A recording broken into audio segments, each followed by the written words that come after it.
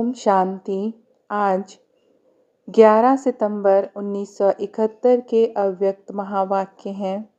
Title है double refine stage.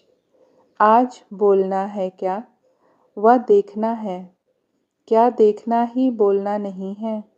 ऐसा अनुभव है कि जो कुछ बोलना हो वह मुंह से ना बोल नैनों से बोलें। ऐसे हो सकता है, ऐसे होता भी है। आज यह master knowledgeful, powerful, successful, serviceable की सभा है, तो क्या नैनों से नहीं जान सकेंगे? अपने मन की भावना व बुद्धि के संकल्पों को नैनों से प्रकट नहीं कर सकते। यह भी तो पढ़ाई का पाठ है। तो बताओ, आज बाप दादा क्या बोलना चाहते हैं? जानते हो ना, मास्टर नॉलेजफुल हो ना। तो यह पाठ जब पढ़ चुके हो तो इसी पाठ का पेपर देने के लिए तैयार हो। महावीर तो हो ही। यह महावीरों का ग्रुप है ना। औरों की बैटरी को चार्ज करने वाले इंचार्ज हैं। बाप दादा तो देख रहे हैं कि यह सभी नंबरवार पास हुए ग्रुप हैं। कई बातों को, कई अनुभवों को देखते पास करते करते पास नहीं हो गए हो। 3 प्रकार के पास हैं, तो इन तीनों प्रकार के पास शब्द में पास होना है। एक होता है कोई बात व रास्ते को पास करना, एक होता है पढ़ाई में पास होना, और नज़दीक को भी पास कहते हैं। नज़दीक अर्थात समीप रत्न। तो तीनों प्रकार के पास शब्द में पास हो। त्रिशूल का तिलक अर्थात तीनों ही प्रकार के पास शब्द में पास। यह तिलक नहीं दिखाई देता है। इस ग्रुप के मस्तक पर यह त्रिशूल का तिलक आप लोगों को दिखाई देता है। बाप दादा को आज की सभा क्या दिखाई दे रही है? यह जानती हो, अपना साक्षात्कार तो होता ही है ना। अभी अभी का अपना साक्षात्कार हो रहा है। दादी को देखो, यह है साक्षात्कार मूर्त और आप हो साक्षी। तो बताओ, इन्हों के ग्रुप का कौन सा एक साक्षात्कार हो रहा है? यह दादी माइक है, आप दीदी माइट हो। ऐसे यह माइट देती है, वह माइक बोलता है। बाप दादा को क्या साक्षात्कार हो रहा है? क्यों, अभी डबल ताज नहीं है क्या?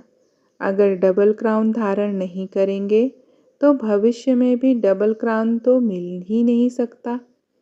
तो आज डबल ताजधारी, तिलकधारी, तख्त नशीन राजऋषि दरबार देख रहे हैं। भविष्य की दरबार तो इस दरबार के आगे फीकी लगती है। अगर अभी अभी अपना संगम युगी ताज तिलक और तख्त नशीन पुरुषोत्तम मर्यादा संपन्न स्वरूप देखो और साथ साथ अपना भविष्य स्वरूप भी देखो, तो दोनों से कौन सा रूप स्पष्ट, आकर्षण मूर्त, अलौकिक, दिव्य व रूहानी देखने में आएगा? अभी का व भविष्य का। तो अपने स्वरूपों का सदा साक्षात्कार करते और कराते रहते हो कि अभी पर्दे के अंदर तैयार हो रहे हो, स्टेज पर नहीं आए हो। वर्तमान समय स्टेज पर किस रूप में रहते हो? अभी की अपनी स्टेज को कहाँ तक समझते हो? एक है फाइनल स्टेज, तो फाइनल है, फाइन है, रिफाइन है। आजकल मालूम है कि रिफाइन भी डबल रिफाइन होता है। तो अभी रिफाइन है, डबल रिफाइन होना है, वह रिफाइन होना है।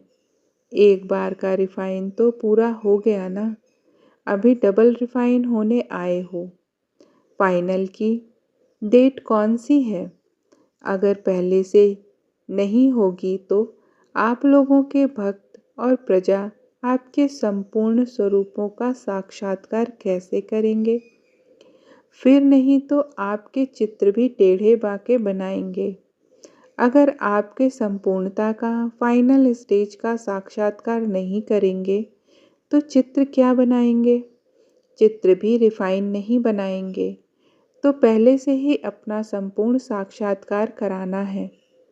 अभी आपके भक्तों में गुणगान करने के संस्कार भरेंगे तो द्वापर युग में उतरते ही आपके चित्रों के आगे गुणगान करेंगे। सब आत्माओं में सर्व रीति रस्म के संस्कार तो अभी से ही भरने हैं ना। भरने का समय है, फिर है प्रैक्टिकल करने का समय। जैसे जैसे आपकी आत्मा में सारे कल्प के पूज्य और पुजारीपन के दोनों ही संस्कार अभी भर रहे हैं। जितना पूज्य बनेंगे उसी प्रमाण पुजारीपन की स्टेज भी ऑटोमेटिकली बनती जाएगी। तो जैसे आप आत्माओं में सारे कल्प के संस्कार भरते हैं, वैसे ही आपके भक्तों में भी अभी ही संस्कार भरेंगे। तो जैसे आपका स्वरूप होगा वैसे ही संस्कार भरेंगे। इसलिए अभी जल्दी जल्दी अपने को फाइनल स्टेज पर ले आओ। ऐसी फाइनल स्टेज बनाओ जो अब भी फाइन ना पड़े। जो डबल रिफाइन हो जाएंगे उनको फाइन नहीं पड़ेगा। फाइनल वाले का कोई फाइल नहीं रह जाता। इसलिए जो भी कुछ फाइल रहा हुआ है उसको खत्म करो। अगर महावीरों को भी फाइन भरना पड़े तो महावीर ही क्या। इसलिए सुनाया कि आज बोलना नहीं है, इशारे से ही समझने वाले हैं। यह तो ताज तख्त नशीन ग्रुप है, तो वह सुनने से कैसे समझेंगे। अगर अभी भी कहने से करेंगे तो कहने से करने वाले तो मनुष्य होते हैं। आप लोग तो देवताओं से भी श्रेष्ठ हो। ब्राह्मण कहो व फरिश्ते कहो। फरिश्ते इशारे से समझते हैं, फर्श निवासी कहने से समझते हैं। अच्छा, बाप दादा इस ग्रुप को सारे विश्व के सामने क्या समझते हैं? जो हो वही बताना है। यह तो सारी सृष्टि को शरणागत करने वाली है, ना कि होने वाली। बाप दादा के सामने भी शरणागत होने वाली नहीं है, बाप को सर्वेंट बनाने वाली हैं। तो शरणागत हुई व शरणागत करने वाली हुई। सारी सृष्टि में जो भी महिमा करने योग्य शब्द हैं वह सभी हो। आज बाप दादा संपूर्ण रूप देख रहे हैं। सदा फरमान बरदार उसको कहते हैं जो एक संकल्प भी बिगर फरमान के ना करे। यह ग्रुप तो इसमें पास है ना। सदैव अपने को फरमान बरदार के स्वरूप में स्थित कर फिर कोई संकल्प करो। ऐसे जो संपूर्ण फरमान बरदार हैं वही संपूर्ण वफादार भी होते हैं। यह ग्रुप तो संपूर्णता के समीप है ना। संपूर्ण वफादारी किसको कहते हैं? वफादार का मुख्य गुण क्या होता है? उनका मुख्य गुण होता है जो अपनी भले जान चली जाए लेकिन हर वस्तु की संभाल करेंगे, तो कोई भी चीज़ व्यर्थ नुकसान नहीं करेंगे। अगर संकल्प, समय, शब्द और कर्म इन चारों में से कोई को भी व्यर्थ गंवाते हो, वह नुकसान के खाते में जमा हो जाता है। तो उसको क्या संपूर्ण वफादार कहेंगे? क्योंकि जब से जन्म लिया अर्थात फरमान बरदार, आज्ञाकारी बने, ईमानदार बने हैं। एक छोटे से पैसे में भी ईमानदार होता है। तो जब से जन्म लिया तब से मन अर्थात संकल्प, समय और कर्म जो भी करेंगे वह बाप के ईश्वरीय सेवा अर्थ करेंगे। यह प्रतिज्ञा की, सर्व समर्पण हुए हो, तो यह सभी बाप के ईश्वरीय सेवा अर्थ हो गई। अगर ईश्वरीय सेवा की बजाय कहाँ संकल्प व समय व तन द्वारा व्यर्थ कार्य होता है तो उनको क्या कहेंगे? उनको संपूर्ण वफादार कहेंगे। यह नहीं समझना कि एक व एक सेकंड क्या बड़ी बात है।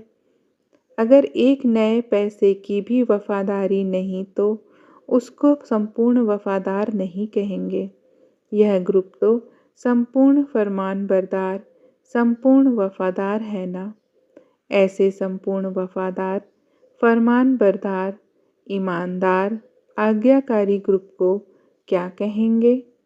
नमस्ते। नमस्ते के बाद फिर क्या होता है? बाप तो संपूर्ण आज्ञाकारी है। एक दो को देख हर्षित हो रहे हो ना? संगम युग के दरबार का यह श्रृंगार है। अच्छा, ओम शांति।